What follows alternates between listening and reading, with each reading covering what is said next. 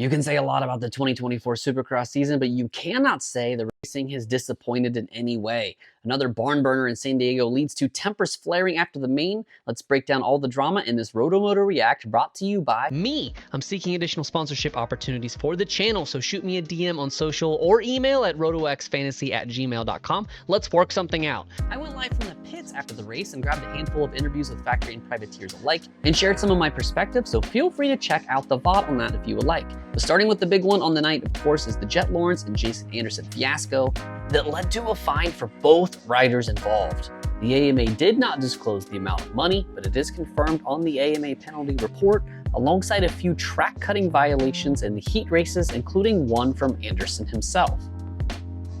For those of you who somehow missed the jawing after the main event, the first video surfaced showing Jason Anderson grabbing Jett by the helmet chin bar and violently shaking it, but a second piece of footage surfaced after, showing that Jett actually started getting handsy first and led to Anderson responding. Of course, this took away from AP's moment in his incredible win, which is super unfortunate and definitely not the moment that Feld or the teams are wanting here. Jett did issue an apology shortly after, saying, "Tonight I let emotions get the better of me. I let myself down in the heat of the moment. I will learn from this, and my apologies to Jason Anderson. It was on me. I will pay your fine. Supercross, send me the invoice, and per your request, free passes to the fan zone for the season. Sorry, mate." The broadcast did show a good amount of the battle, but I do have to say the 21 definitely did ride very defensively with a good breaker check thrown in for good measure. But the majority of the press box was watching that battle and nothing looked overly aggressive. Talking to riders after the race, it seems like the track ended up being very one line late in that main event. Just like Chase and Webb later in the race, the closest moment came after the finish, after crossing the start straight, where the inside and outside line from that corner ruts really come together in the center of that section. Ultimately, Jett ran Ando high in the bowl after the finish, but it was just about as clean as you could get while riding someone that high.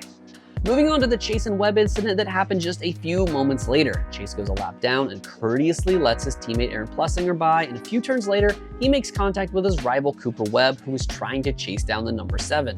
In a post-race interview with Vital MX, Webb implies that Chase, quote, knew what he was doing in that moment, stirring the pot between the two single-digit combatants. The live broadcast feed definitely makes the situation look worse in the moment, but upon replay, the situation does not look that bad. The Anderson Jett drone cam actually shows off those two lines well, and what happened a bit better than the look we have with Webb and Sexton. The inside was definitely the faster preferred line throughout these stages of the main, and it's possible Chase had not taken that outside rut all night, didn't know that it comes so close to the inside rut that Coop was in. Yes, it is true that Chase gave AP much more room than he gave Webb. Plessinger approaches the number 1 in an easy 90-degree corner where Sexton could just simply move out of the way, but Webb caught him in an incredibly ruddy bull turn that wasn't nearly as easy for him to just step out of line. In my opinion, and some of the other media and team that I talked to after the race, it was not Sexton's intention to literally run into Coop, and that wouldn't really solve anything here, just buying AP even half a second in that corner. Of course, the sportsmanship side would say Chase should have yielded outright and checked up in that straight across the start, but the competitor says that that's a 3-point swing if he catches AP, and remember that the number 1 held the red plate in this moment. With all due respect to Aaron, I think most would say Coop is a bigger championship threat than the number 7. Speaking of lappers, something I've seen buzzing around but not nearly enough is Eli's antics after getting put a lap down. The number 3 had problems early that robbed us of his best, and after getting passed by the leader, Tomac just stuck to his back wheel and rode near Aaron's pace. There is, of course, no rule against this. Eli takes the alternate line through the corner, similar to Sexton's plan, and then latches onto AP and turns his fastest time of the main just 2 laps later. This strategy is super effective and not just for speed. The average guy just trying to survive out there a lap down does not have time to think about the legitimacy of the blue flags they see.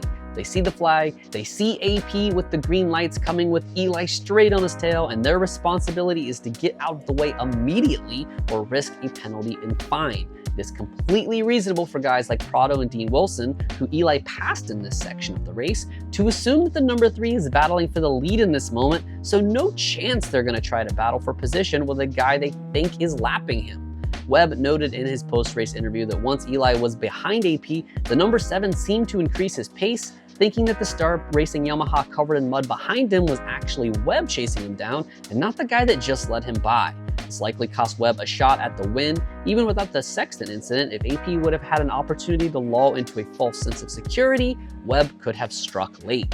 Sorry if the audio is not pristine this weekend, working with a small lav mic as I'm staying with Kellen out in San Diego after the race. I have some travel days ahead, but will still like to get the ups and downs video out if I'm able, so stay tuned for that. If you enjoyed yourself, be sure to like the video and subscribe to the channel for more breaking news and analysis like this. Thanks as always for watching RotoMoto. My name is Donnie. Keep it pinned to the weekend.